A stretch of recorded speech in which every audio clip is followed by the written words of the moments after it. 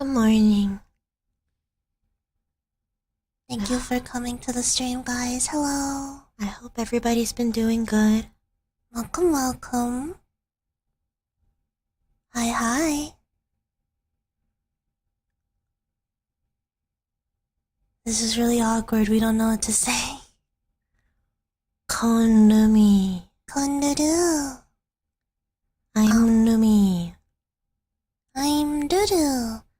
And we're the Nanami sisters. Hi. We're gonna read to you tonight. Tonight day. It might be nighttime where you are, might be daytime where you are. But no matter where you are, if you guys want to sit back, get comfy, put on some headphones or earphones, or you can just listen on your speakers if you would like. We have a couple of comfy bedtime stories for you. Hand-picked by your Ojo-sama. Dumi picked out these stories all by herself. Yeah. For us to read to you today. Spent a lot of time on Google. Do you guys want to know a funny story? The original version of the chibi art that Dudu posted, I don't have a nose. I forgot to draw Dumi's nose, but... So she had to give me a nose. Yeah, but I have a nose now. It's fixed now. I have a nose. I can smell again.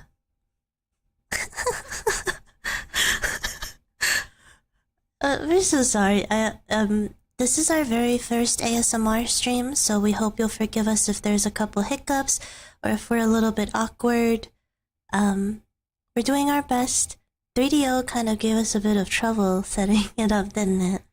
Yeah, he didn't love us. We love him so much, but he didn't love us. He was not happy.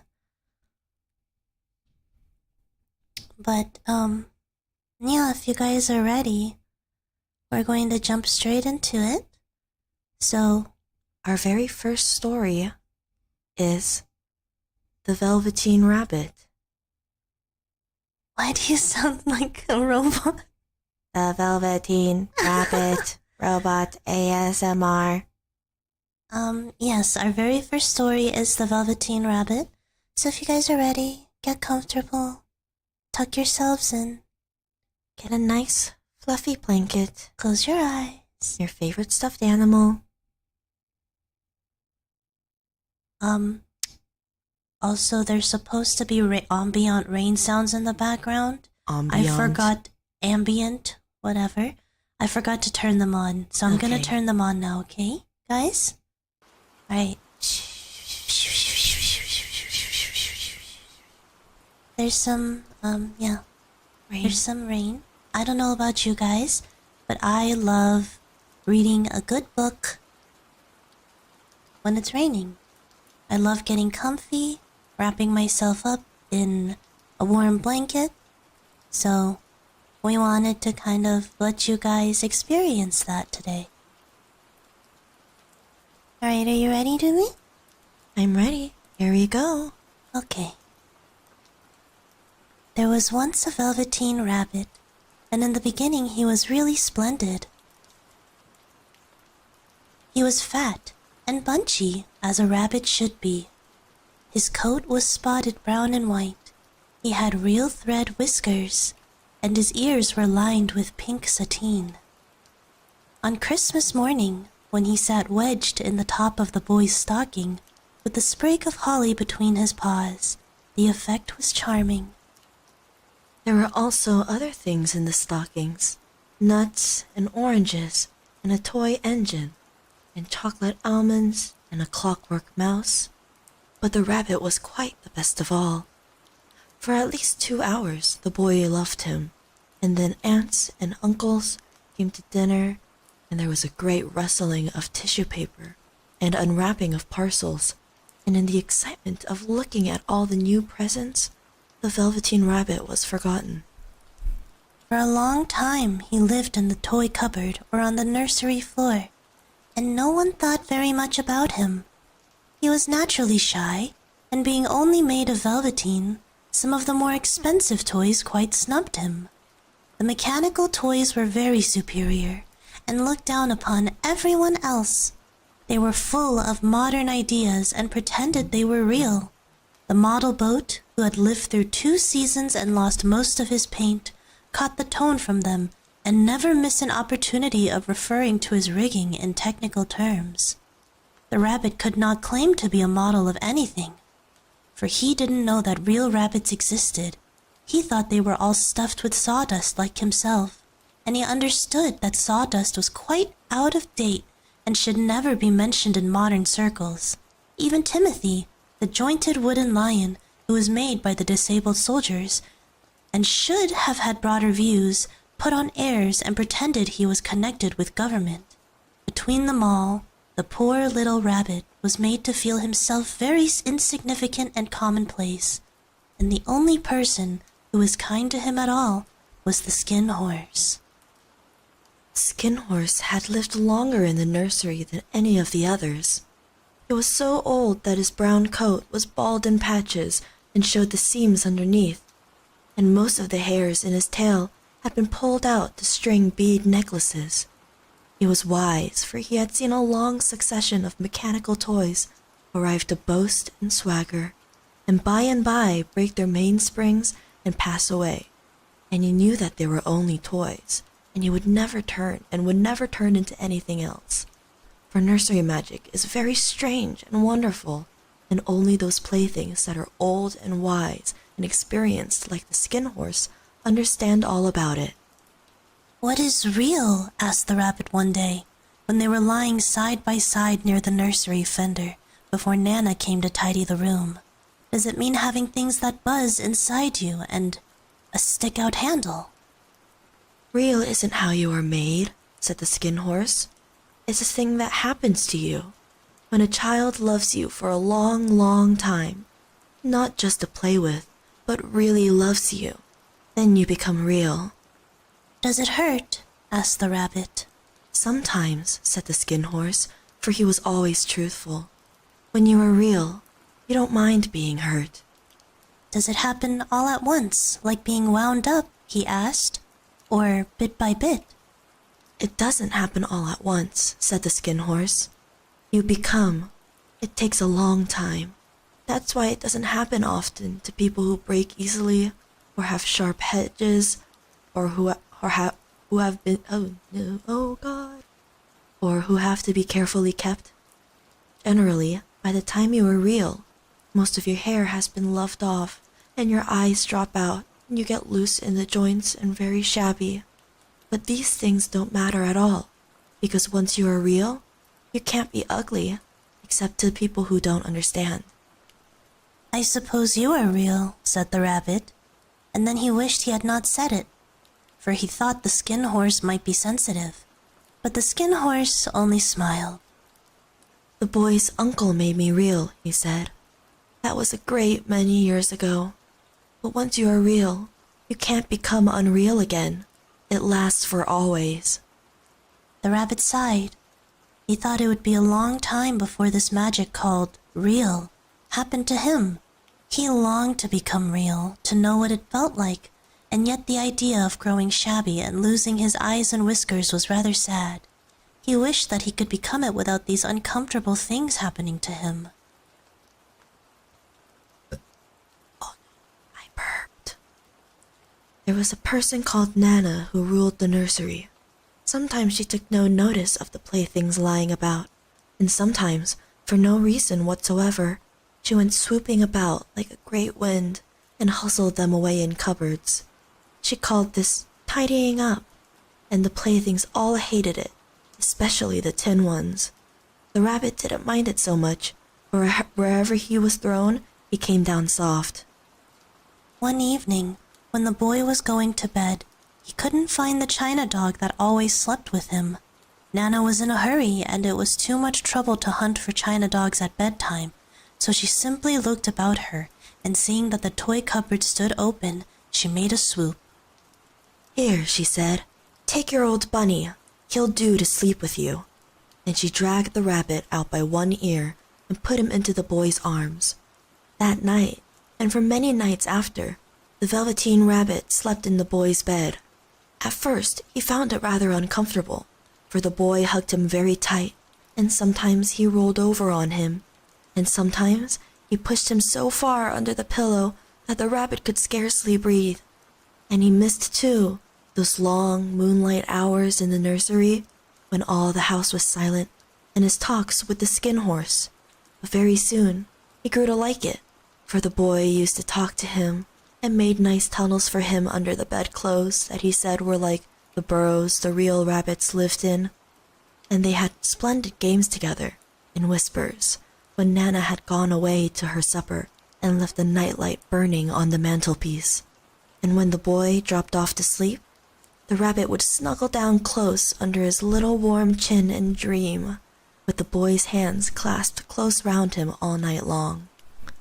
And so time went on, and the little rabbit was very happy, so happy that he never noticed how his beautiful velveteen fur was getting shabbier and shabbier, and his tail becoming unsewn, and all the pink rubbed off his nose where the boy had kissed him. Spring came, and they had long days in the garden, for wherever the boy went, the rabbit went too. He had rides in the wheelbarrow, and picnics on the grass, and lovely fairy huts built for him under the raspberry canes behind the flower border. And once, when the boy was called away suddenly to go out to tea, the rabbit was left out on the lawn until long after dusk, and Nana had to come and look for him with the candle, because the boy couldn't go to sleep unless he was there. He was wet through with the dew, and quite earthy from diving into the burrows the boy had made for him in the flower bed, and Nana grumbled as she rubbed him off with a corner of her apron. "You must have your old bunny," she said. "Fancy all that fuss for a toy." The boy sat up in bed and stretched out his hands. "Give me my bunny," he said. "You mustn't say that. He isn't a toy. He's real." When the little rabbit heard that, he was happy, for he knew that what the skin horse had said was true at last. The nursery magic had happened to him, and he was a toy no longer. He was real. The boy himself had said it. That night, he was almost too happy to sleep, and so much love stirred in his little sawdust heart that it almost burst. And into his boot-button eyes, that had long ago lost their polish, there came a look of wisdom and beauty, so that even Nana noticed it next morning when she picked him up and said, "I declare, if that old bunny hasn't got quite a knowing expression. What a wonderful summer." Near the house where they lived, there was a wood, and in the long June evenings, the boy liked to go there after tea to play. He took the Velveteen Rabbit with him, and before he wandered off to pick flowers or play at brigands among the trees, he always made the rabbit a little nest somewhere among the bracken, where he would be quite cozy, for he was a kind-hearted little boy, and he liked Bunny to be comfortable. One evening, while the rabbit was lying there alone, watching the ants that ran to and fro between his velvet paws in the grass, he saw two strange beings creep out of the tall bracken near him. They were rabbits, like himself, but quite furry and brand new. They must have been very well made, for their seams didn't show at all, and they changed shape in a queer way when they moved. One minute they were long and thin, and the next minute fat and bunchy, instead of always staying the same like he did. Their feet patted softly on the ground, and they crept quite close to him, twitching their noses, while the rabbit stared hard to see which side the clockwork stuck out, for he knew that people who jump generally have something to wind them up. But he couldn't see it. They were evidently a new kind of rabbit altogether.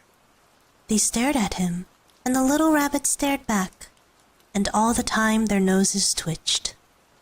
"Why don't you get up and play with us?" one of them asked. "I don't feel like it," said the rabbit, for he didn't want to explain that he had no clockwork. "Oh," said the furry rabbit, "it's as easy as anything," and he gave a big hop sideways and stood on his hind legs.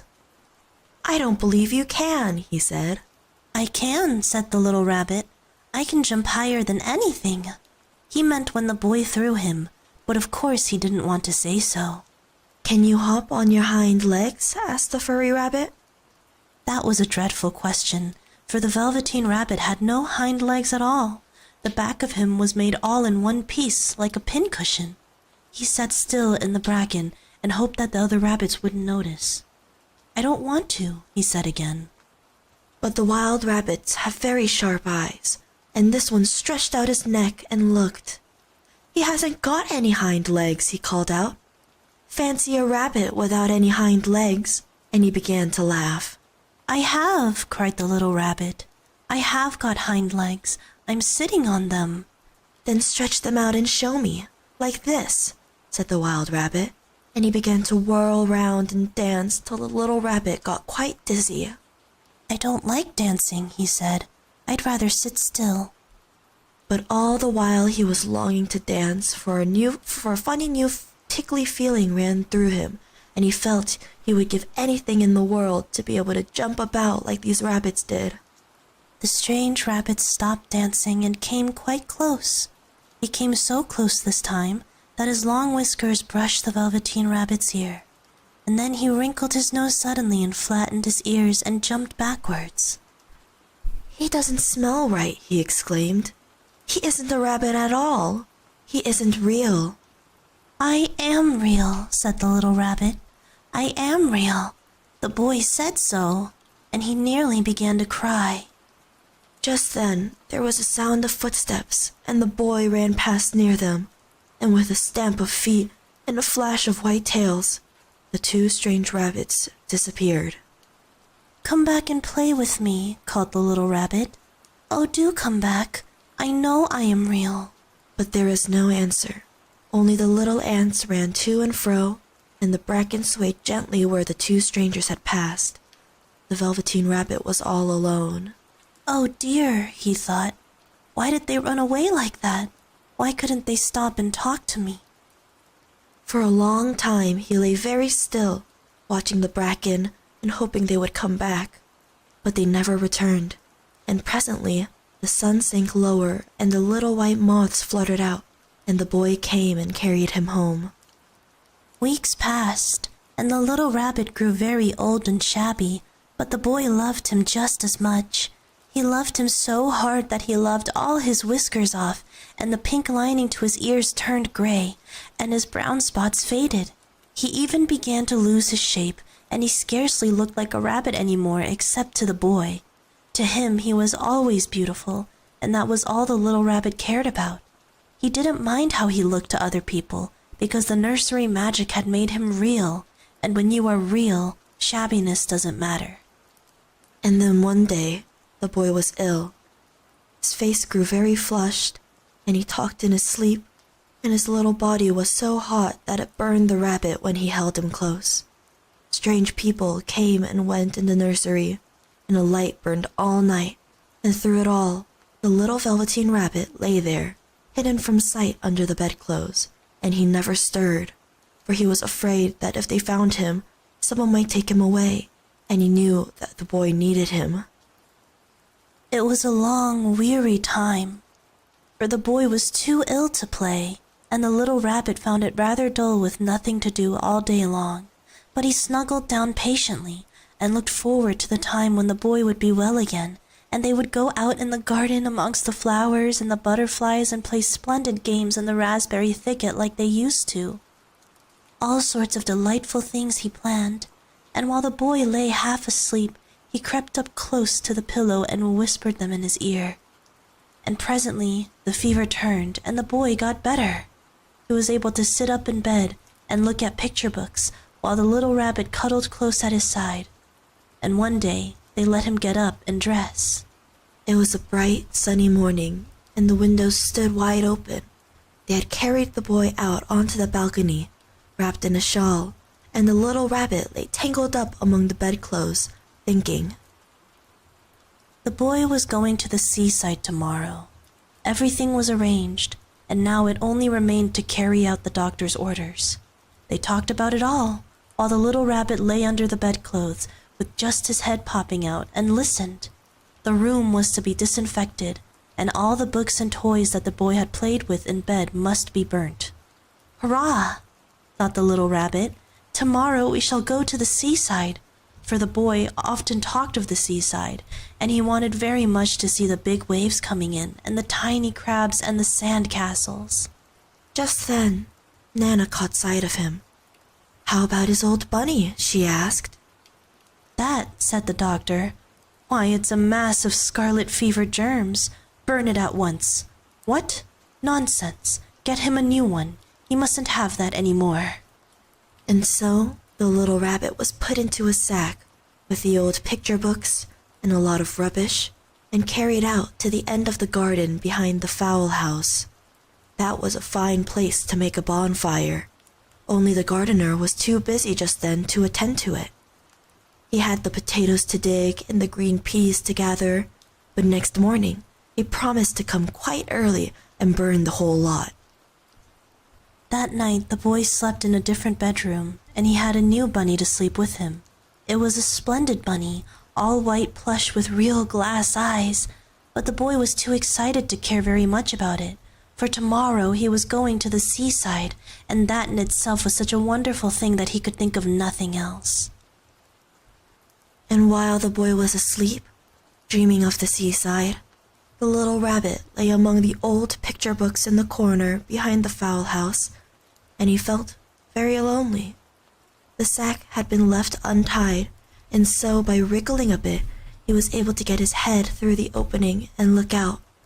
He was shivering a little, for he had always been used to sleeping in a proper bed, and by this time his coat had worn so thin and threadbare from hugging that it was no longer any protection to him. Nearby, he could see the thicket of raspberry canes, growing tall and close like a tropical jungle, in whose shadow he had played with the boy on bygone mornings. He thought of those long sunlit hours in the garden, how happy they were, and a great sadness came over him. He seemed to see them all pass before him, each more beautiful than the other, the fairy huts in the flower bed, the quiet evenings in the wood when he lay in the bracken and the little ants ran over his paws, the wonderful day when he first knew that he was real. He thought of the skin horse, so wise and gentle, and all that he had told him. Of what use was it to be loved and lose one's beauty and become real if it all ended like this? And a tear, a real tear, trickled down his little shabby velvet nose and fell to the ground. And then a strange thing happened, for where the tear had fallen, a flower grew out of the ground, a mysterious flower, not at all like any that grew in the garden. It had slender green leaves the color of emeralds, and in the center of the leaves, a blossom like a golden cup. It was so beautiful that the little rabbit forgot to cry, and just lay there watching it. And presently, the blossom opened, and out of it there stepped a fairy. She was quite the loveliest fairy in the whole world. Her dress was of pearl and dewdrops, and there were flowers round her neck and in her hair, and her face was like the most perfect flower of all. And she came close to the little rabbit and gathered him up in her arms and kissed him on his velveteen nose that was all damp from crying. "Little rabbit," she said, "don't you know who I am?" The rabbit looked up at her, and it seemed to him that he had seen her face before, but he couldn't think where. "I am the nursery magic fairy," she said. "I take care of all the playthings that the children have loved. When they're old and worn out, and the children don't need them anymore, then I come and take them away with me and turn them into real." "Wasn't I real before?" asked the little rabbit. "You were real to the boy," the fairy said, because he loved you. And now you shall be real to everyone." And she held the little rabbit close in her arms and flew with him into the wood. It was light now, for the moon had risen. All the forest was beautiful, and the fronds of the bracken shone like frosted silver. In the open glade between the tree trunks, the wild rabbits danced with their shadows on the velvet grass. But when they saw the fairy, they all stopped dancing and stood round in a ring to stare at her. I've brought you a new playfellow, the fairy said. You must be very kind to him and teach him all he needs to know in Rabbitland, for he is going to live with you forever and ever. And she kissed the little rabbit again and put him down on the grass. Run and play, little rabbit, she said. But the little rabbit sat quite still for a moment and never moved. For when he saw all the wild rabbits dancing around him, he suddenly remembered about his hind legs, and he didn't want them to see that he was made all in one piece. He did not know that when the fairy kissed him that last time, she had changed him altogether, and he might have sat there a long time, too shy to move, if just then something hadn't tickled his nose, and before he thought what he was doing, he lifted his hind toe to scratch it. And he found that he actually had hind legs. Instead of dingy velvetine, he had brown fur, soft and shiny. His ears twitched by themselves, and his whiskers were so long that they brushed the grass. He gave one leap, and the joy of using those hind legs was so great that he went springing about the turf on them, jumping sideways and whirling around as the others did. And he grew so excited that when at last he did stop to look for the fairy, she had gone. He was a real rabbit at last, at home with the other rabbits. Autumn passed, and winter, and in the spring, when the days grew warm and sunny, the boy went out to play in the wood behind the house, and while he was playing, 2 rabbits crept out from the bracken and peeped up at him. One of them was brown all over, but the other had strange markings under his fur, as though long ago he had been spotted, and the spots still showed through, and about his little soft nose and his round black eyes there was something familiar. So that the boy thought to himself, Why, he looks just like my old bunny that was lost when I had scarlet fever. But he never knew that it really was his own bunny, come back to look at the child who had first helped him to be real. The end. The end. The end. I hope you guys like that story. Kinda messed up that they tried to burn the rabbit. Can't you just throw it in the laundry? They didn't really know that much about germs at the time, I guess. I mean, like, if one of our plushies had COVID, we would just put it in the laundry. We would literally just spray Febreze on it.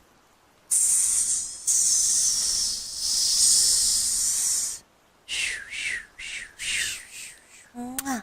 Mwah, mwah, mwah, mwah, mwah. Bleh. Scarlet fever. When did scarlet fever first happen? I don't even know the time. It's like Victorian era scarlet fever. Took a lot of Oh, I see. things, people. I see. The disinfectants weren't good. True. I would have been so sad. I think I probably would have cried and died. We really are the reading rainbow. Reading rainbow. Reading rainbow. Ah. Okay, we're the reading rainbow, but our retainers, they love us for it, right? You guys don't mind that we're the reading rainbow right now.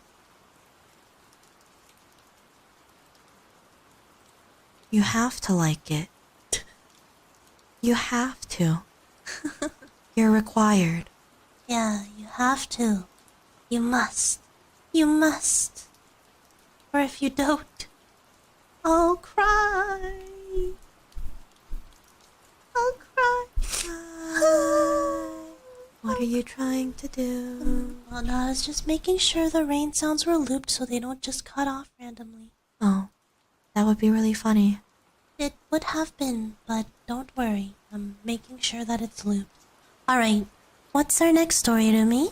Our next story is a transcribed picture book that I chose because I read the story a lot when I was but a young one. Why do you keep pausing after you say a couple words? For the feeling. And I don't know. I really don't know. I just trying to create an atmosphere here, okay? No, that's fair. We're the Reading Rainbow. We're the Reading We're the Rainbow. Reading Yeah, Rainbow. Just do Reading Rainbow things. What were you saying about Goodnight Moon? Yeah, it was it's called Goodnight Moon. I don't know if any of you folks also read it when you were but a young one.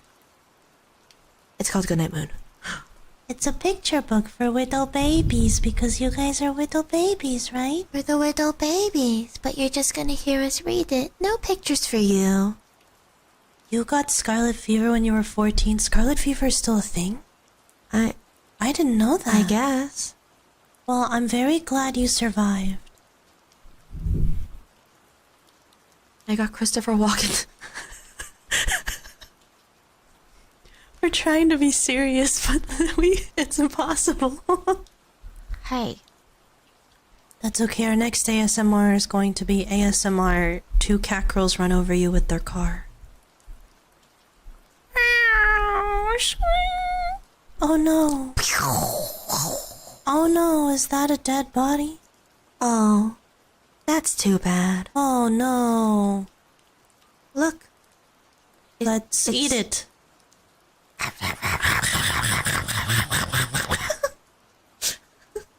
Okay. This next story is Goodnight Moon. Good night, Moon. Here we go.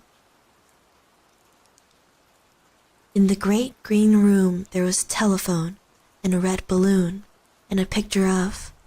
The cow jumping over the moon. And there were 3 little bears sitting on chairs. And 2 little kittens and a pair of mittens. And a little toy house and a young mouse. And a comb and a brush and a bowl full of mush. And a quiet old lady who was whispering, "Hush. Good night, room. Good night, moon. Good night, cow jumping over the moon. Good night, light and the red balloon. Good night, bears. Good night, chairs. Good night, kittens. And good night, mittens. Good night, clocks. And good night, socks. Good night, little house. And good night, mouse. Good night, comb. And good night, brush. Good night, nobody.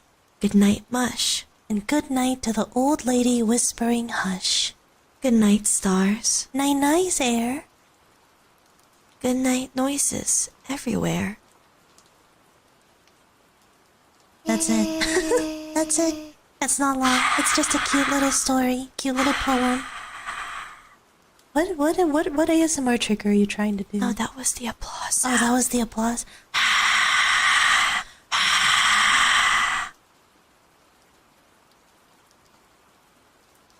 Yeah, We are batting around the body. Yay, now I can bat around the body. Oh, it's rolling. It's rolling over there. Did you not get the reference? It's a Yumi I'm quote. ignoring it. Oh, okay, I see. Oh, look, it's rolling. Oh, it's gonna roll into that ditch. Oh no, what do we do? I hiss at you, giant rock. Hiss! Hiss! This is the weirdest ASMR ever. Oh my god. I keep getting off topic. We can't be serious with the ASMR for like half a second.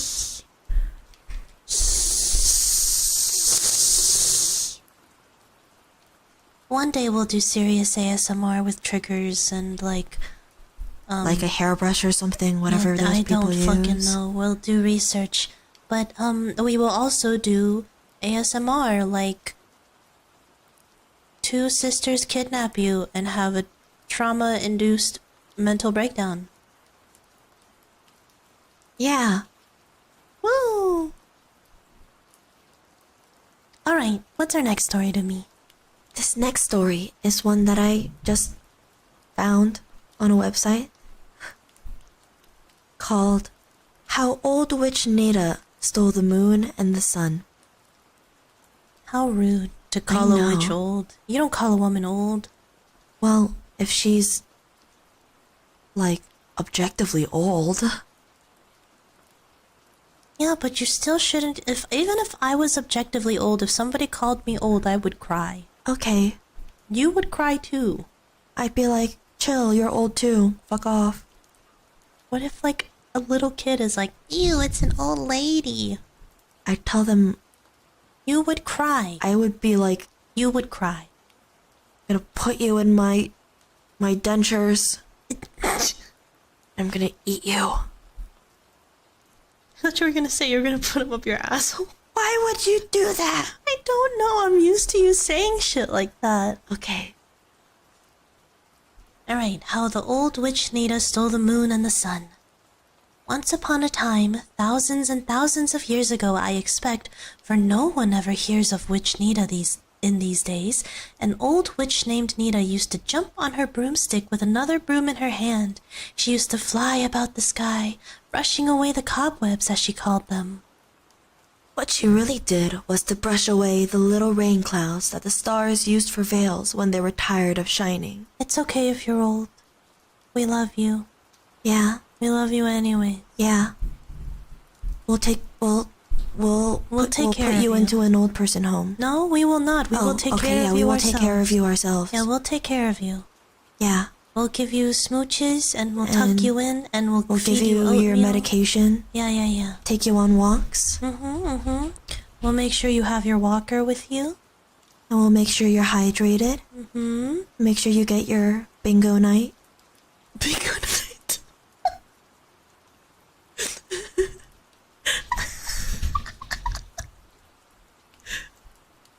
Sorry, we got distracted. Okay. Keep going. You let our veils stay over our faces, said the little stars, quite angry with old witch Nita. We want them, you wicked old witch. Go away. Go away. But Witch Nita would only laugh a cackling laugh and go on with her broom, sweeping away the cobwebs. Silly little stars, said old Witch Nita. They would have the sky in a most untidy state if it were not for me. I have to sweep every night. If I didn't, the sky would be filled with cobwebs. Veils, indeed. Those silly little things do not know the difference between a veil and a cobweb. One night the stars were all wearing their veils when along came old witch Nita with her broom and whisked them off, and the little stars were so angry that they forgot their nice manners, and many of them rushed at old witch Nita, darting little sharp points right into her face and making her wink and blink so that she could not see where she was going. And she bumped right into the moon, who was just coming out from behind a cloud to see what was going on. Look out where you are going, old witch, he called. Old He's running around upstairs. He's running around upstairs. It's incredibly loud. We are so sorry if the mic picks it up because ASMR mics, the 3DO, is very, very sensitive. It has to be to pick up voices that are quiet and like a bunch of sounds and stuff. It's pudding ASMR. Yeah, so if you hear some pitter-pattering in the background, that is Pudding literally crushing the ground underneath her giant paws. Well, they're not that big. They're very cute. They're big compared to like Mango's paws. Well, Mango's She got bear paws. Mango's paws are tiny. His paws. His paws. His paws. Oh, here she comes Oh, again. there she goes. Yep, Pudding is absolutely taking part in the ASMR because my streaming setup is not soundproof. So if Pudding runs around upstairs like a fucking insane puppy, you can hear it. So apologies for that, but hope you guys don't mind too much. I hope it's not super, super audible or anything. Or it just serves as nice background noise. Yeah. Our beloved Pudding. Yeah, pretend it's your dog running around. Yeah. Okay, we continue. Old Nita dropped her broom and made a grab for the moon, and she caught him, too, right by the nose. Here, let go of my nose, he cried, but old witch Nita did not let go. She hung on and carried him off to her house on the top of a high mountain. I'll give those silly stars something to cry about now, said old Nita, as she opened a dark closet and threw in the moon. They won't have any moonlight for a while, and if I can get the sun, I can have things all my own way in the sky and make those stars sorry they were so rude to me tonight. The next day, when the sun was shining and not thinking a thing about any harm coming to him, old Nita put on her smoked glasses and her high-topped cap and a long black cape. Then she jumped on her broomstick and flew straight for the sun. Of course, the stars were asleep and could not warn the sun, and he thought it was a black cloud he saw sailing towards him. "Ah, now I can take a little nap," he said. "Here comes a black cloud which I can hide behind for a while. I do get so sleepy shining all day," and then the sun gave a yawn just to get ready for his nap. But something happened. He didn't just know what, but before he could stop the yawn, he felt a jerk, and then he was covered with something black and whizzed along at a terrible rate of speed he did not know where. "There, I guess I can run things to suit myself now," said old witch Nita as she took from under her cape the sun, winking and blinking and wondering whatever had happened to him. Into the dark closet with the moon she threw the sun and closed the door. Of course, the stars awoke as soon as it was dark, and it became dark right away when old Nita stole the sun. So the little stars shone and winked all night and all day because the sun did not get up and they did not know when the night was over. The next night they tinkled, and the next day, but then they began to get so sleepy they could not keep their bright eyes open, and one by one they began to nod. "I wonder what can be the matter with us," said one star, trying to keep awake. "This is the longest night I ever saw." "And I wonder where the moon is," said another. "If we could see him, we might find out why the sun is so lazy this morning." Really? What the fuck is happening? Why are they spraying the porch? Somebody is spraying the porch. We specifically told the Neko fam to be quiet during the ASMR stream. But if they let Pudding out and she, peed on the porch, they have to wash it down.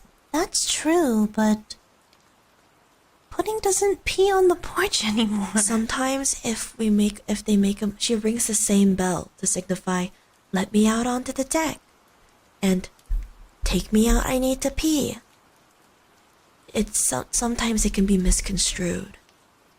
I suppose that makes sense. Oh, they couldn't hear it. Oh, well that's nice. Okay. Let's keep going.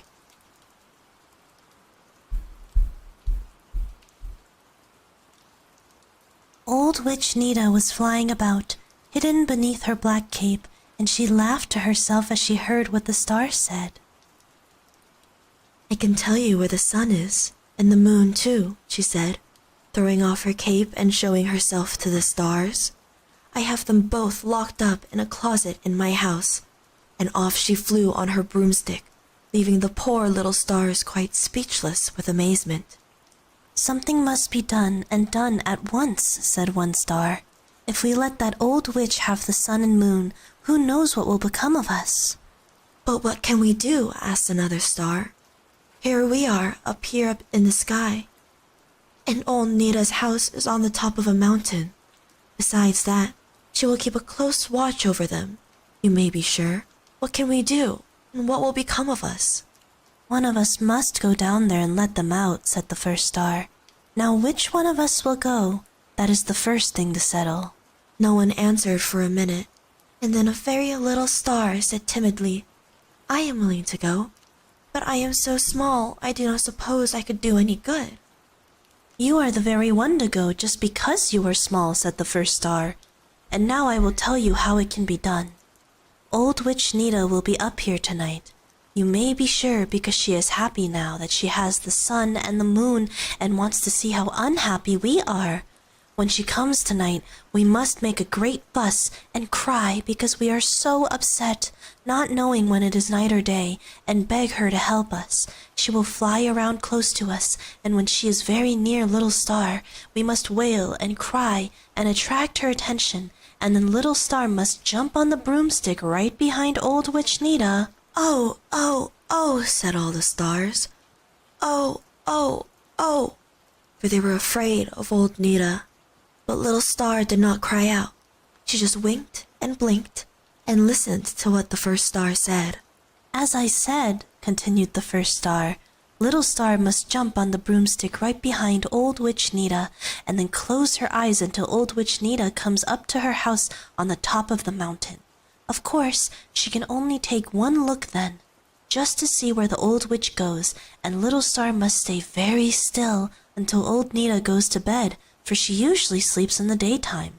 When all is still and you are sure old witch Nita sleeps, then you must go about very carefully and quietly until you find the closet where the sun and moon are kept prisoners and unlock the door. But what good will that do? Asked one star. They will be out of the closet, but how will they ever get back to their places in the sky? The old witch will never bring them, of course. Wait, my dear sister, and I will tell you even how that can be managed, said the first star. After you have released the sun and moon, little star, you must hurry to the place where the old witch keeps her magic broomstick and jump on it. Smooth it 3 times one way and then 3 times in the opposite direction, and it will obey you. You must be careful, however, to smooth it but one way until you have the sun and moon safely on it with you. But hush, hush, here comes old witch Nita. Old witch Nita cackled and chuckled when she heard the wailing and crying the stars were making over the loss of the sun and moon. Oh, give them back to us, give them back to us, they cried. We will never be rude to you again, even when you pull off our veils. Aha, said the old witch, laughing loudly. I guess you won't be rude to me, my silly little stars, for I intend to keep the old moon and sun locked in my closet and make you shine all the time until you are so sleepy you fall out of the sky. Ha! Ha ha!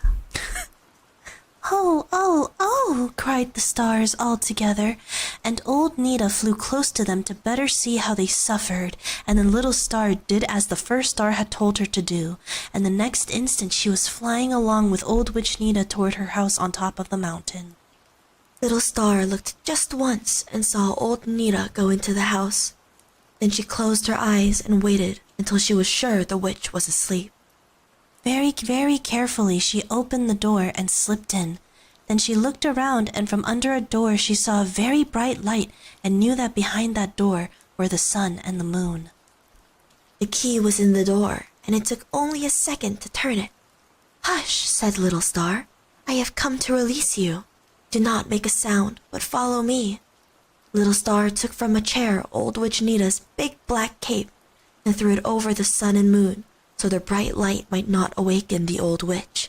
And in another minute, they were all sitting on the broomstick, while Little Star smoothed it 3 times one way and 3 times the other, and then said, Off to the sky. Take us home, good broomstick. Away they flew, and in a short time the sun was shining in the sky just as if nothing had happened to him, and the stars went to sleep and slept soundly. They were so tired. Little Star that night took her place in the sky very quietly, but the other stars wanted to know all about her adventure. Oh, I just did as the first star told me, modestly replied the little star, and brought back the sun and moon. That was all. You are a brave little star, said the first star. And as a reward, the broomstick of the old witch has been made into stars, which is to be made into a big cross, and in this cross forever shall you shine, and you will take on more brightness than any of us, brave, brave little star. Of course, the old witch, having lost her broomstick, could not bother the stars any more, so they shone and twinkled happily on, always feeling grateful to Little Star for helping them out of their great trouble. The end. The end. Honestly, if we're being completely honest, it's not Nita's fault. The stars harassed her. Yeah. She was just trying to clean what she perceived as cobwebs, and they came and physically assaulted her. I'd get mad too, man. Yeah, I would have stolen the sun and moon too. You know, I'm not on the side of the stars for this story. No, I would have been like, you nasty stars. Die. They deserved to suffer. Poor Nita, it wasn't her fault.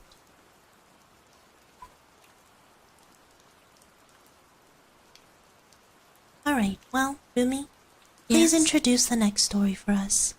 The next story is frankly kind of dark.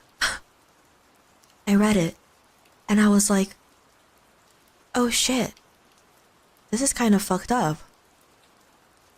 Let's add it. Whoa. Clearing my throat ASMR. Throat clearing ASMR. I think the moral of the story was supposed to be, don't fuck with the witch. Don't fuck with the witch. Leave her alone. Don't fuck with the witch. I thought you were gonna say don't fuck with the rich, and I was about to be I'm going to fuck with the rich. That was not what I meant to. My tongue. Oh, retainers, do you want to know a tiny little tidbit? I actually used to have a speech impediment. So some words are very difficult for me to pronounce with my mouth and face. Such as? I don't know, it's like, I guess it's less like individual words, and but sometimes like in word combinations it's hard for me to go from one like syllable to the other and pronounce it properly without it getting all like slurred up. Right. Such as? Why are you trying? I don't remember. I can't believe you. I can't believe. Alright, the next story is how Miss Springtime was stolen. Springtime was stolen. I'd steal her too because fucking allergies. But my birthday is in the springtime. Sucks for you, bitch. Get a better birthday. Okay. Shit. Okay. Here we go. Jack Frost is full of mischief, but he does not really mean to harm anyone with his pranks and snappy tricks. But old giant King Frost is a different sort of fellow. He will freeze things so hard and fast that sometimes even the warm work of Madam Summer cannot bring them back safely again. One night when it was about time for Miss Springtime to come to town, old giant King Frost, who had ruled with a rod of ice all winter, did not want to go back to his ice castle. If only I could catch Miss Springtime, he said to himself. I would carry her off to my castle, and then I could come back and stay as long as I like. He knew very well enough that Miss Springtime would be very careful not to come out while he was anywhere about, and not till he was back in his ice castle would she even put the tip of her dainty feet into town. So it was out of the question for King Frost to catch pretty Miss Springtime. He must think of some other way to carry out his wicked plan. There is Jack Frost, he thought. Now she isn't really afraid of Jack, and often she lets him come close to her, I am told. I might get Jack to carry her off if he did not suspect that I wanted to keep her a prisoner.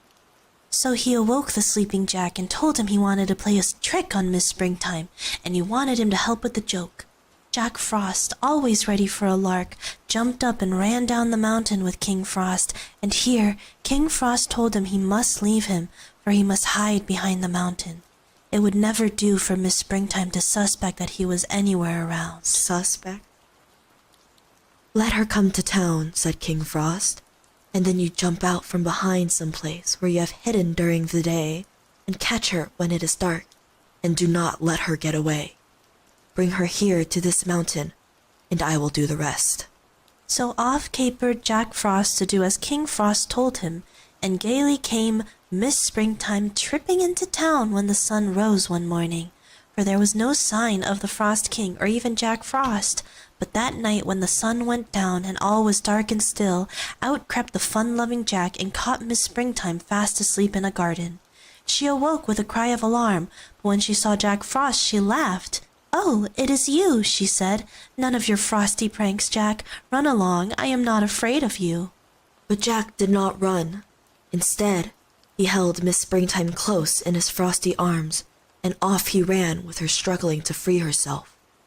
Away to the mountain he carried her, and there was King Frost waiting, for he had been watching from the top and had seen Jack catch her up from the garden. When Miss Springtime saw old giant King Frost, she gave a loud scream, for she knew that he was bent on doing something cruel and had got Jack to help him.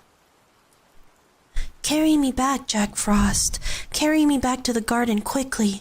King Frost is cruel. He will not play tricks as you do just for fun," cried poor little Miss Springtime, struggling to get free. Before Jack could ask, King Frost... What? King Frost? See, that's what I mean. Okay. Before Jack could ask King Frost what he intended to do, the wicked king had caught Miss Springtime from him and ran over the mountain toward his home in the cold north. Jack Frost started to run after them, but as he had planned to do some mischief for himself that night, he turned back and ran to town, thinking that King Frost would bring Miss Springtime back when Rosy Dawn ran along the mountaintop in the morning. Madam Summer had heard Miss Springtime's cry for help, so she told Rosy Dawn to look for her the next morning, but of course she could not find her.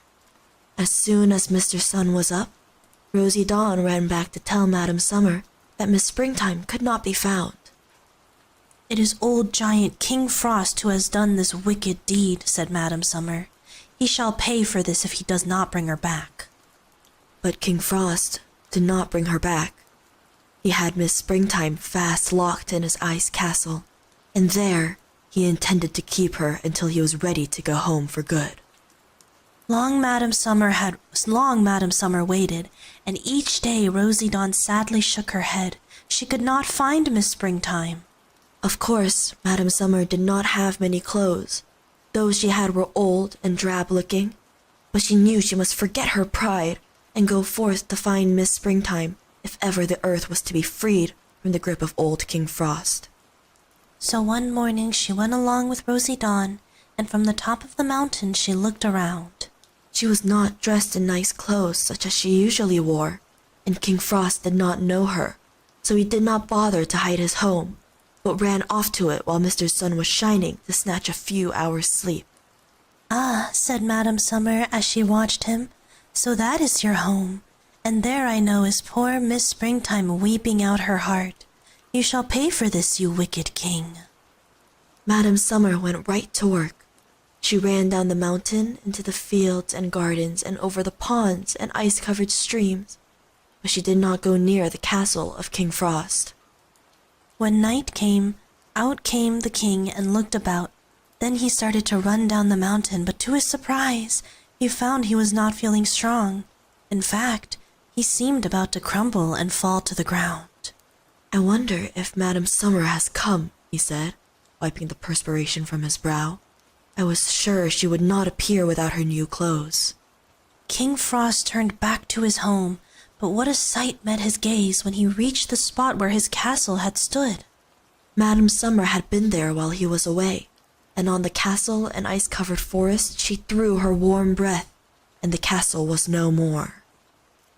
King Frost had no place to lay his old white head, for Madam Summer had worked fast and sure, and his icy realm had disappeared. With a mighty roar of rage, old King Frost threw himself on the ground and tore his white locks, for Miss Springtime had not only escaped, but he had been driven away by Madam Summer before he was ready to go. Down he went into the frosty ground, his tears of rage melting for him a bed where he went to sleep to dream of his wicked deed all summer. Poor little Springtime had wept until she was pretty no longer. Rivers of tears she had cried, and as Madam Summer led her through the town, she looked with wet eyes at the gardens and fields she should have made ready for summertime, all empty and bare. It was too late. She would have to go home now and wait another year. But no one blamed poor little Miss Springtime. It was all the fault of the wicked giant King Frost. Madam Summer did not blame her either, though Madam had to do all of her own dressmaking that year, as well as other things, and when fall came along, she was glad to go to sleep. The end. Wasn't that one kind of fucked up? I'm not gonna lie, I was hard dissociating while reading this. Bruh! I don't even remember how the story went. It's okay, the retainers were paying attention. I was just reading the words. I was like kind of out of it. Attention. It was pretty fucked up, right? Oh no. Not a very happy story. Oh no. Oh no. Oh no. It's Yeah. Yeah, they're definitely paying attention and not just sitting there enjoying the sound of our voices in their ears. Oh shit.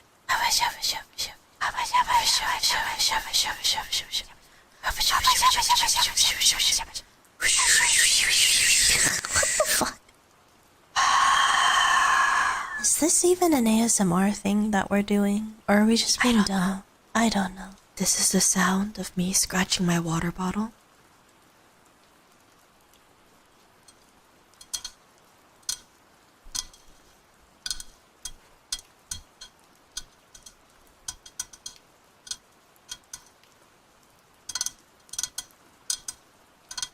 You gotta tap your water, like do the finger tap thing.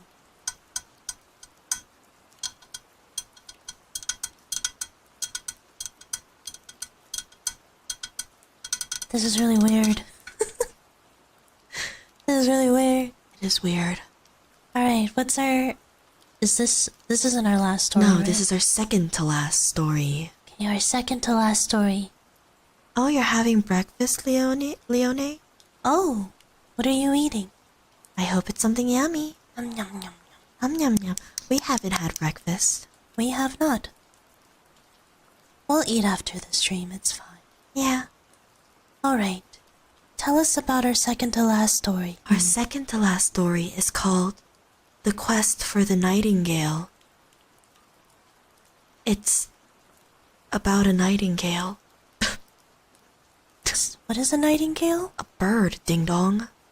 How the fuck am I supposed to know? It's a freaking bird. Oh, Mimi. We're glad we were able to help you sleep. It's Skyrim. What does nightingale have to do with Skyrim? Huh. What about... I don't know. I immediately thought of Baldur's Gate 3, and then I was like, that's not Nightingale, that's like the night song or something like that.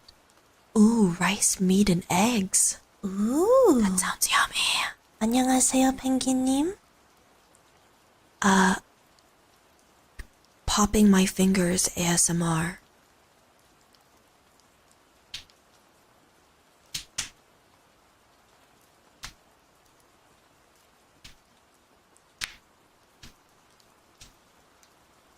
Popping my neck ASMR. Fuck! It didn't work. Ow! Just kidding. No. Stop. Not popping my neck ASMR. Stop. Just kidding. It's hurting you. Just kidding. It is hurting you. You're gonna break your neck. I almost broke my neck. You're gonna break your neck. Be careful. Oh, I love breakfast Hot Pockets too. I don't. They have cheese in them. Well, no, like breakfast Hot Pockets and also Hot Pockets for breakfast. No, they have cheese in them. Shut up. Okay. See, the chat is worried about you now. Don't be worried. It's okay. I'm okay. They're worried about you now. Breaking my neck and going to the hospital. We will. That was the sound of the stretcher. Oh, nice. Beep, beep, beep, beep, beep.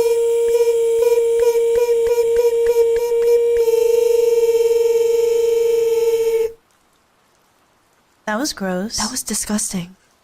Okay, here we go. The quest for the nightingale. In the deepest dell of the enchanted wood, where the moss grew the greenest and the violets bloomed the sweetest, the fairies lived. It was they who kept the brooks and the springs free from dirt or clog, and tended the wild flowers and watched over the young trees. And they were friends with all the harmless birds and beasts from wood's end to wood's end. But for those creatures that work harm to others, and for the goblins who delight in mischief, they had no love, and every day and every night a watch was set to drive them from the fairy dell. Each fae in turn kept guard, and all went well till one evening when the peas blossom... What? No, Peas Blossom is his name. Oh.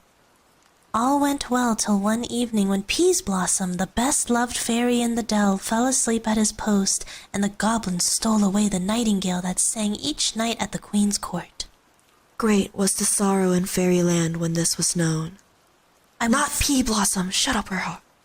I will fly to catch them before they have time to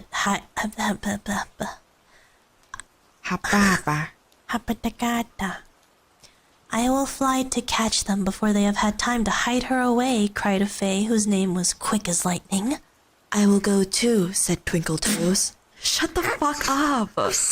It's a children's story. Don't laugh at his name. I'm sorry, Chad, I'm sorry. Don't laugh. Shut up. It's not his fault he was born and named Twinkle Toes. I'm sorry. I'm sorry, Twinkle. And I, 3, said Spice of Life. Shut up. I'm sorry. Leave them I'm alone. sorry. I thought the names were very cute when I was reading. You're making me feel bad. Yeah, they are cute. I'm sorry. I'm just an idiot. I'm sorry. You're so mean. And I, 3, said Spice of Life, and my good thorn sword with me, which will make 4 against them. But the Fairy Queen would not consent to this. Pea Blossom. No, stop. His name is Peas Blossom. Peas Blossom. Pea Blossom. Stop.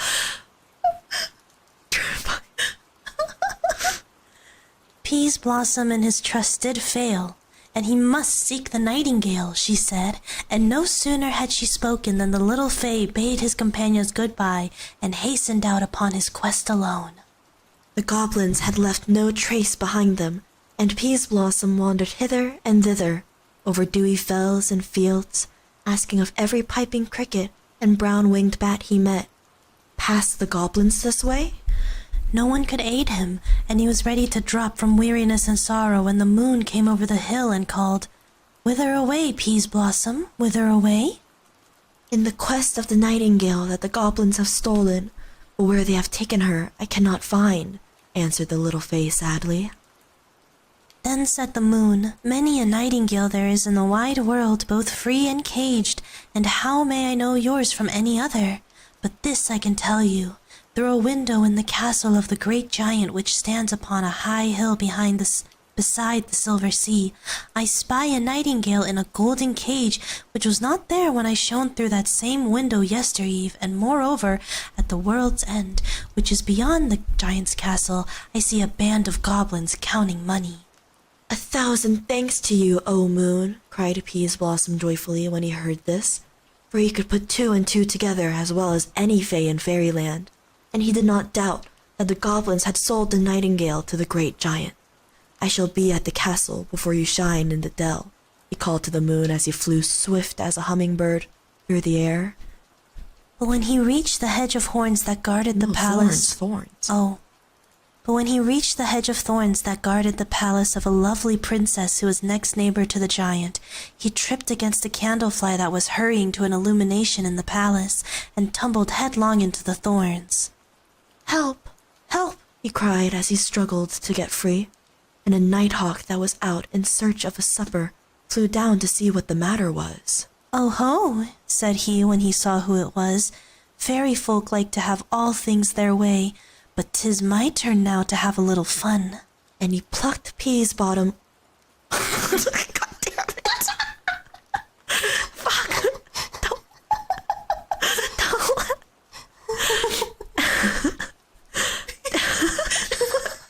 Fuck! Peas Bottom. No, I didn't. And he plucked Peas Blossom from out the thorns and flew away with him in his bill. Up and down, so high that the trees below looked no taller than cornstalks, and so low that their branches brushed his wings, he flew till Peas Bottom...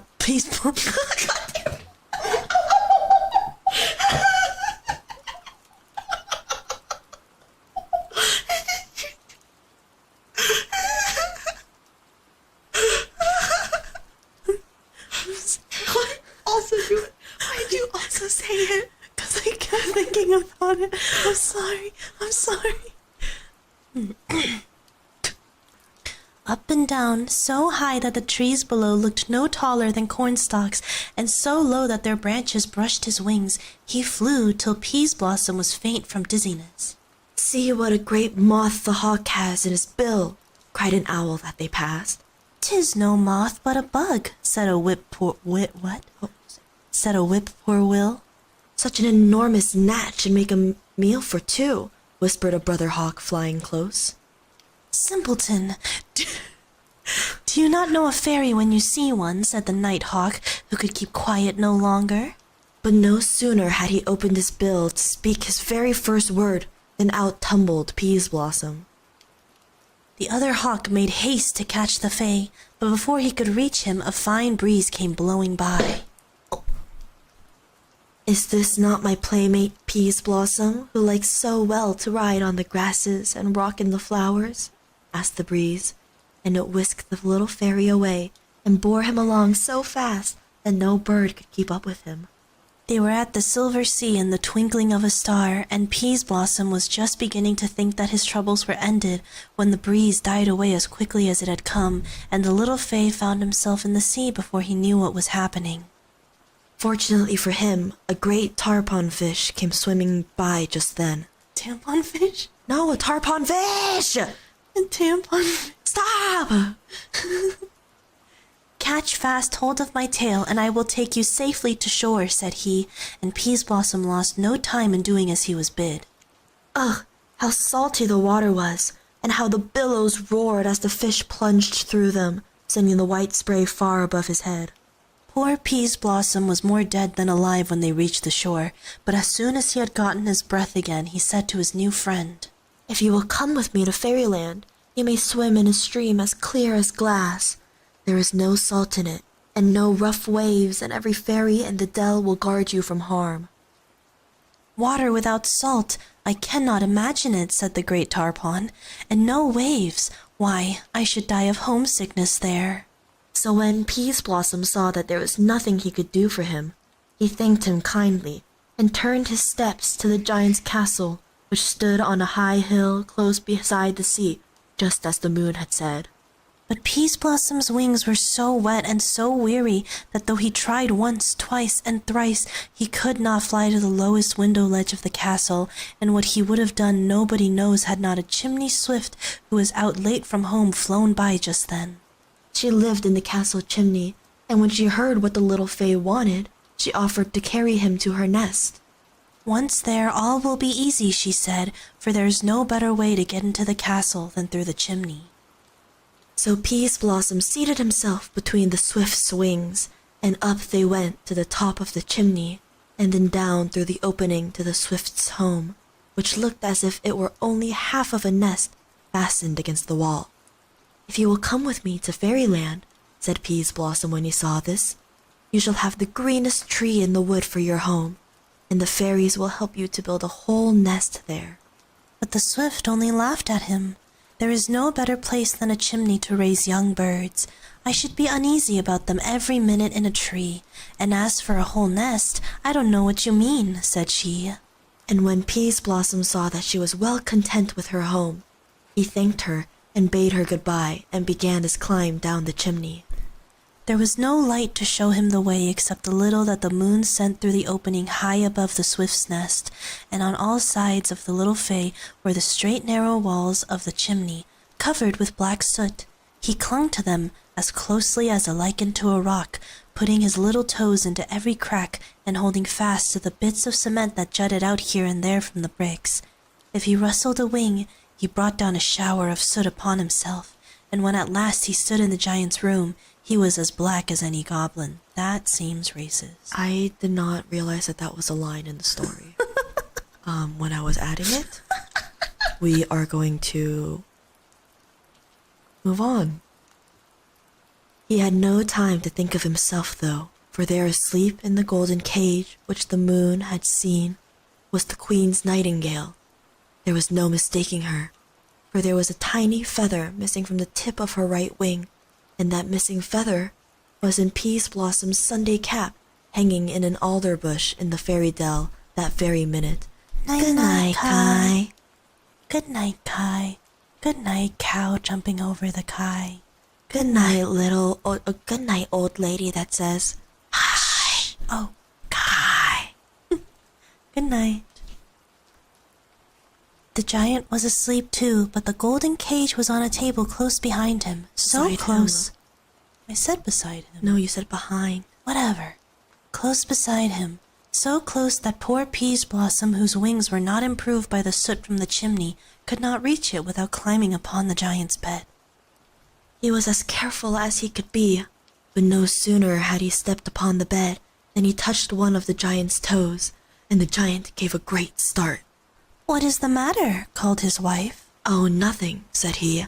"I only dreamed that a little mouse was tickling my toes," and he fell asleep again. Peas Blossom did not dare to move till he heard him breathing heavily. Then tiptoe across the counterpane he went, taking care at every step, but in spite of his care, his wings brushed against one of the giant's hands, and the giant gave a great start. "What is the matter?" called his wife. "Oh, nothing," said he. "I only dreamed that a little leaf fell on my hand," and he closed his eyes and turned over on his side, and was soon asleep.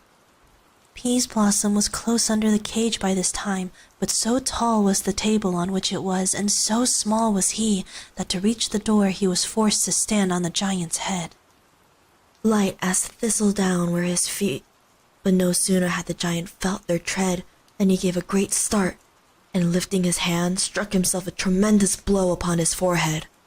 Peas Blossom would have been crushed to death had he not managed to spring, just at that instant, to the edge of the cage where he stood trembling.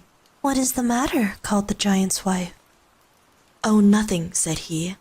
"I only dreamed that a fly lighted on my forehead," and he was soon breathing heavily again. The nightingale, who was not used to sleeping at night anyway, was wide awake by this time, but when she saw Peas Blossom, she did not know him, so black was he. "Do you not remember the fairy Dell and the little fay to whom you gave a feather for his cap?" said Peas Blossom then. And when the nightingale heard that, she was so overjoyed that she could scarcely keep from bursting into song. To open the cage door was only a minute's work, and the nightingale was soon as free as air. Peas Blossom seated himself upon her back, and she was just ready to fly through an open window nearby when the giant waked up. Leave it alone, okay? When the giant woke up in real earnest and saw the open cage. "Thieves! Robbers!" he called in such a terrible voice that the chimney swift shook in her nest and the big fish in the silver sea jumped out of the water.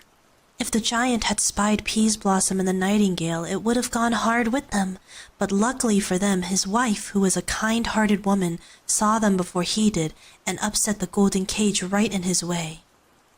"The whole place is bewitched," thundered he, stumbling over the cage, and in the stir which followed, the nightingale slipped away unseen. Over the silver sea where the fish swam, over the hedge of thorns which guarded the palace of the lovely princess, over the fields and the fells where the dew sparkled, straight to the enchanted wood they went. "Who comes here?" called the fairy warder of the dell. "Peas Blossom and the nightingale," answered the fay, and great was the joy in fairyland at their return. "How long you have been," said Quick as Lightning. "How fast you have come," said Little Twinkletoes. But as for Spice of Life, he could not speak at all for laughing at sooty Peas Blossom. Then Peas Blossom made haste to bathe himself in the brook, and put on his finest court suit of pink satin rose petals trimmed with lace from a spider's web, for the fairy queen had ordered a grand court ball in his honor, and there was no time to lose. A cricket band played merrily, the nightingale sang from a thicket close at hand, and tripping and twirling the little folks went till the cock crowed. Don't, you're so immature. You are so immature. You are so immature. It's a chicken! Until the cock crowed, and the sun came up, and it was fairy bedtime. The end. Honestly, the giant is kind of a victim. Why are you... I thought the story was nice, but there was... It is a nice story. It is a nice story. It was a sweet story. I liked it. Okay, Have the retainers, have you been enjoying it so far? Cock. Peas bottom. Why did we both say peas bottom? Because after you said it, I couldn't stop thinking was in your- about it. it was in your brain. My brain, so I ended up saying it. Alright, well, we have one last story today before we wrap up the stream. The ASMR. The ASMR stream. I didn't register any of it except Dudu choking on half the names. The names were silly. They were, and our very last story is a pretty classic. famous one. It's It is a classic. classic, and I'm sure you've heard of it. Even if you haven't read it before, there's no way you haven't heard of Yeah. this story. It is... Little Red Riding Hood. Enjoy! Once upon a time, there was a sweet little girl. Everyone loved her. Most of all, her grandmother. So one day, she gave her a red velvet hat. The girl always wore the hat, and since then, she has been called Little Red Riding Hood. One day her grandmother was ill, so Little Red Riding Hood went to bring her wine and biscuits that would surely make her feel better. Her mother told her not to go off the path and to be careful. She also had to be polite and say goodbye to her grandmother. I'd love it if people brought me wine when I was sick. You should not drink wine Well, when you're no, sick. just to keep and drink later. That's like if fair, yeah. people just brought me free wine. Biscuits and wine would be nice. Little Red Riding Hood promised to do so and went on her way. Grandmother lived deep in the forest, more than a half an hour's walk from the village. In the forest, Little Red Riding Hood encountered the wolf. She did not know he was dangerous, so she was not afraid at all.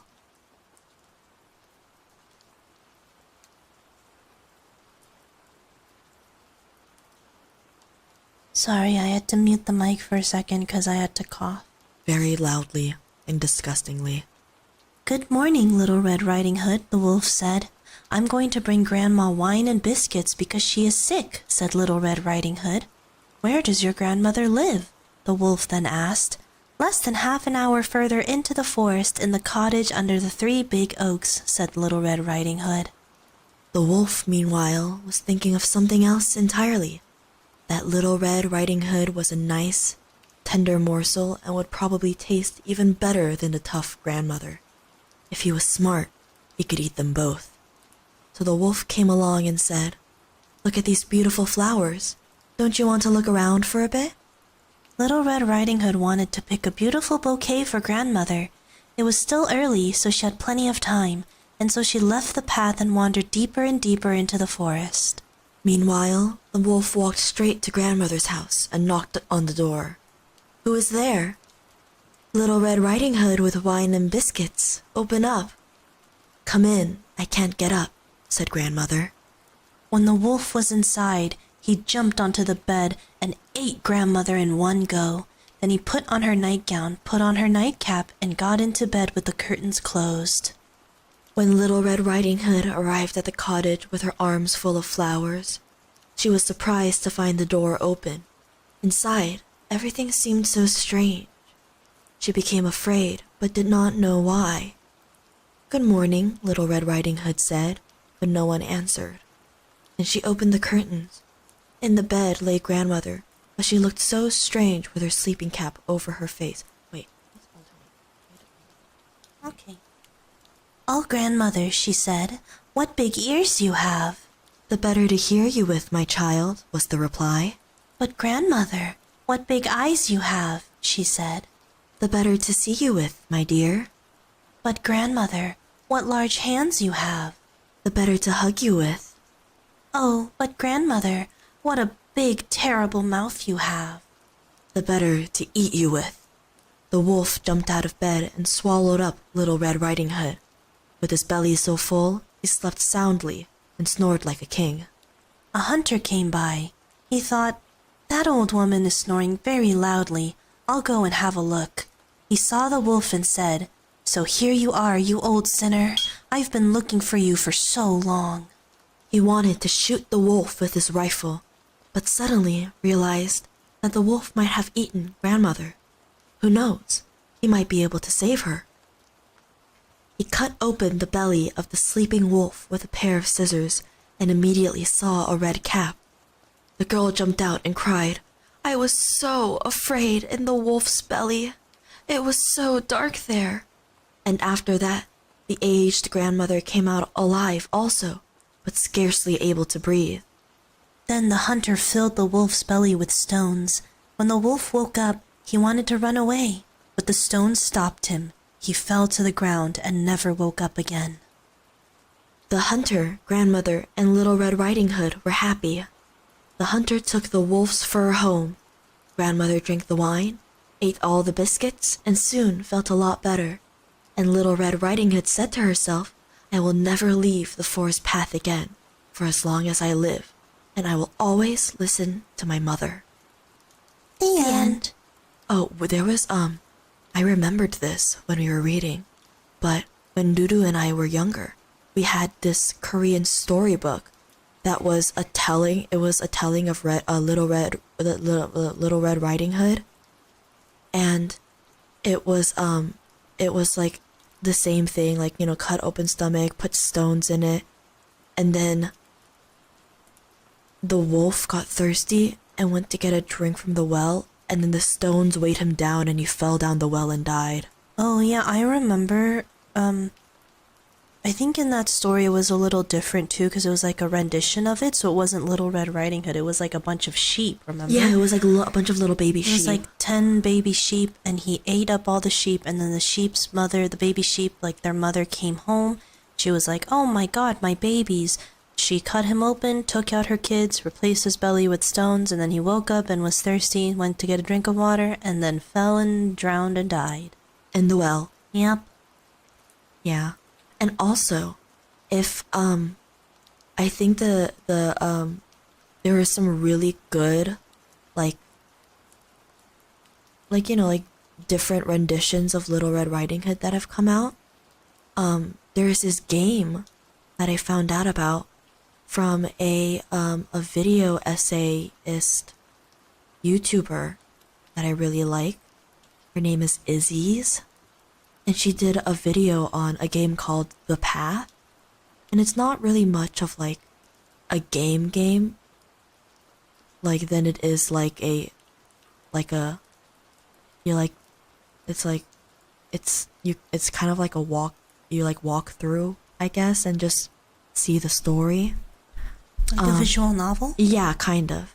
And it's a very interesting retelling of Little Red Riding Hood. And I think some people might be interested in the story if you were to look it up. It's called The Path. But that's our final story for today. Yes. Thank you guys so much for joining us for our very first ASMR stream. Hopefully in the future we can optimize things a bit more, and we can do different types of ASMR, like the tippy tappies and the fluffy noises. The tippy tappies, the scrapey scroopies, the fluffy, the fluffy noises. I don't know how well you guys can hear that. We have to we do have to mess with the settings a little bit more. Yeah. Make the 3DO listen to us. You have to get him to comply. Yeah, but we had a nice comfy time with you guys, and we hope that you guys had a nice time too. Keyboard ASMR.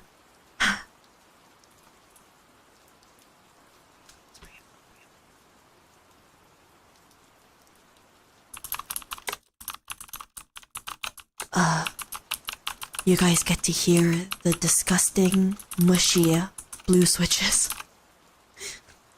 They're supposed to be green. Okay, well, they're in essence blue switches, okay? Just because the company made them a different color. But yeah, thank you guys for spending time with us. Thank you for coming. Thank you for listening to us. We are sorry we could not be serious, but yeah, really, we're you so shouldn't unserious. be surprised. Yeah, no, be really. Surprised. We are so unable to be serious. Next stream, which is for tomorrow, it will not be ASMR, but we're gonna take you guys on a cafe date. Yeah. So dress nice. Dress nice.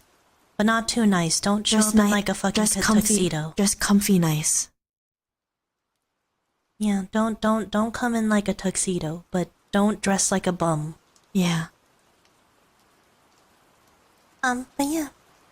Thanks again. I hope you guys have a wonderful rest of your day. Until tomorrow, please stay safe, stay hydrated, take care of yourself, make good to yourself and people around you. Love you guys very, very much. Leave a like and a comment on the VOD for the algorithm. Also subscribe if you haven't already. And make sure to join the Discord if you haven't already. The link is in the description. And follow us on Twitter. Yeah. Alright, guys. Have a good rest of your day. Bye-bye. Have a good Bye-bye. time. We'll see you tomorrow. Otsurumi. Otsururu. Onyasumi. Onyasumi. We'll see you guys for our date tomorrow. Bye-bye. Bye-bye.